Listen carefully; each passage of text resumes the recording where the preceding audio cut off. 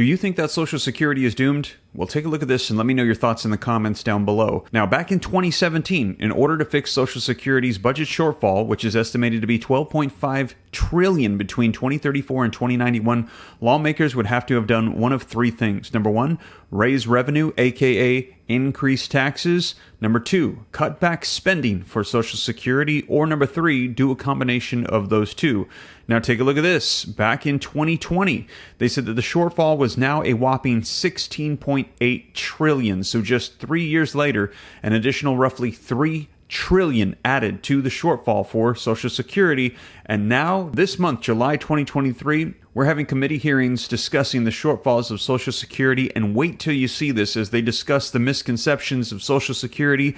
And I let you guys know that there was a suggestion made that why don't we just lock the doors, throw them in the room until they figure out how to fix it, because there's literally tens of millions of Americans depending on this Social Security. And what we're hearing is if they do not resolve this problem, and we have a solvency issue, that everyone across the board is going to get their benefits cut by 20 to 25%. So if nothing is done, by default, there will be cuts to Social Security. And I've also shared with you in previous videos that people are saying the Biden administration by default is now allowing cuts to come to fruition.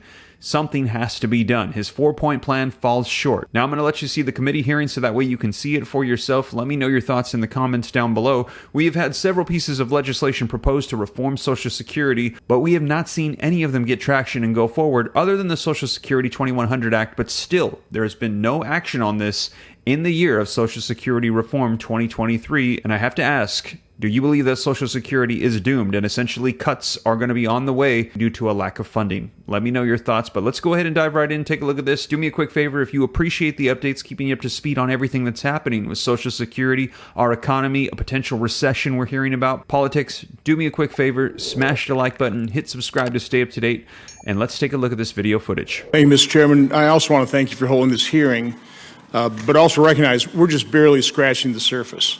What's frustrating to me is there's just so much basic fundamental information we need to convey to the American public, the misperceptions of the Social Security program, that we need to spend some time before we can start getting into all the details that have been brought up by our witnesses. So what I would suggest, rather than this format where we just kind of talk by each other, I've got 4.5 minutes left to make probably about 20 minutes worth of points. We ought to schedule an all-day roundtable and have a discussion, as Senator Murray talked about. Let's get this all out on the table. But in my remaining minutes, I'd like to talk about some of these fundamentals. When I talk to Wisconsinites, they just have a basic misperception about Social Security. I mean, I think this was originally sold as, okay, we are going to, as a nanny state, we're going to make sure that you're going to have money for retirement, so we're going to extract wages from, or taxes from your wages, and we're going to set up an account for you so that we're going to save it for you for your retirement, because we don't trust you to save for yourself. So most people think, well, that's my money. And in fact, a part of it is. But as Senator Grassley was talking about, if you're in a low-income group, you're getting a lot more in return than you ever invested in. So it's really not a savings account where you're getting, where the government's saving for you, that amount builds up with the compound interest and stuff, and then you get that back in return. In fact, there's really not anything saved at all, correct, Mr. Goss? The money's gone. It comes in the Treasury, it's spent, right? It's a pay-as-you-go system. The money coming in basically covers the cost. It's a pay-as-you-go system. Worked when we had 40 workers for every one retiree. Now we're less than 3 workers for every one. This is the Social Security Trust Fund, correct? It's a 4-drawer file in Parkersburg, West Virginia, correct? And it holds U.S. government bonds. Well, it's all electronic. By law, this trust fund's going to be invested only. Understand. So it is also true that a U.S. government bond held in the hands of a U.S. government entity literally has no value. What happens when, and by the way, the funding gap began in 2010 when benefits started exceeding revenue, correct?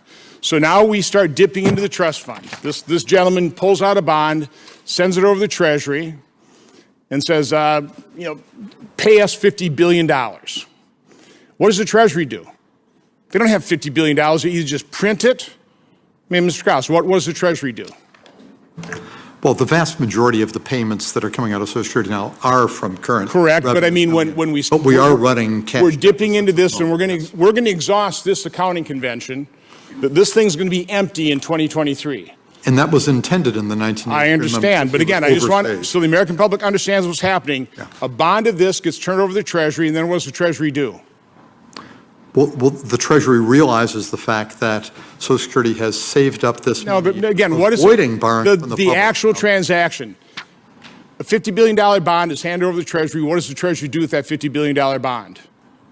They pay the Social Security trustee Exactly. $50 billion. Where do they get the $50 billion? From either current revenues or from borrowing from the public. But yeah, okay. Yeah. Right now they're borrowing because we're running $1 trillion deficit. Yeah. So they float another bond. On the margin. So it's very important for people to recognize that fact. Mr.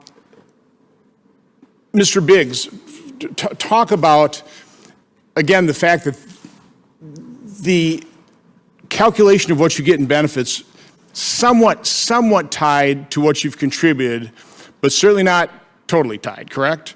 And as we talked to the CBO director, again, on the lower end of the income scale, you're getting a lot more than what you paid in. If you're in the high income, you're not getting what you paid in. And wasn't that sort of the deal? This was not a general welfare system. This wasn't, this was really designed, we're going to make you save for your retirement, and then you're going to get back what you paid in. Just address that fact. Sure. Social Security is set up as a contributory social insurance program where everybody pays in. People receive back a fair return on their money, and yet it is tilted towards low earners. And again, I think most Americans agree with that. Sure. And just my final question, Ms. Hanauer, this is a very simple question. Out of $1 of income that any American makes, how much should be the maximum amount the government takes out in total? What is the total maximum tax rate on $1 of income? Because I always ask, progressive witnesses that question. What percent is the most that the government ever ought to take out of an American's dollar of income? I think we should think about the kind of country we want to have and then have. I just want a revenue. percent. I mean, you've already thought about that. Possible to get a How much do we ought to take out of $1 of income? We had 400 billionaires who paid less than 8% tax rate, so more than that.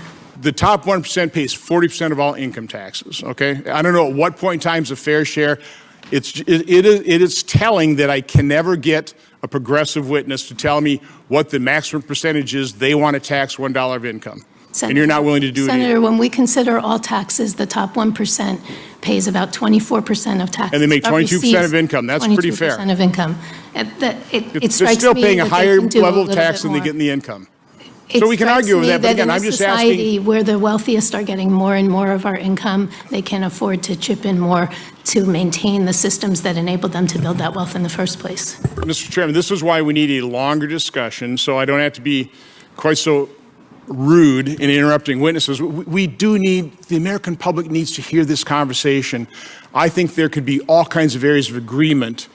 And if you're going to do something on a bipartisan basis, rather than just, slap a piece of legislation on the table there and say, you're evil if you don't accept this thing, or you want to cut benefits, I want to save Social Security. I think everybody here in this hearing room wants to save Social Security, but in order to do so, we need a full-fledged discussion where all viewpoints can be heard and some of these realities can be laid out on the table.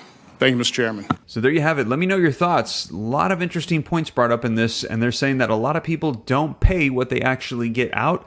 We're going to have a shortfall, and they have got to figure out how to resolve this here very soon. And they're saying, as we mentioned in the very beginning, there needs to be ways to increase the revenue coming in, which essentially is going to be taxation, and there needs to be a way to cut expenditures from going out. However, at this time, a lot of people are asking for increases as well because they're saying that the benefits, these fixed income benefits that go out to Social Security recipients, simply is not keeping up. And they're saying that there are bills and legislation that are proposing both, but they offset each other, and it is not extending out the solvency. Money going out balances the money coming in, and they have got to come up to some sort of solution to fix this $12.8 trillion shortfall. Now, to get more information about potential increases that people are asking about, be sure to check out this video right here next as I cover it in detail. And you guys, I'll be sure to keep you up to date on Social Security every step of the way.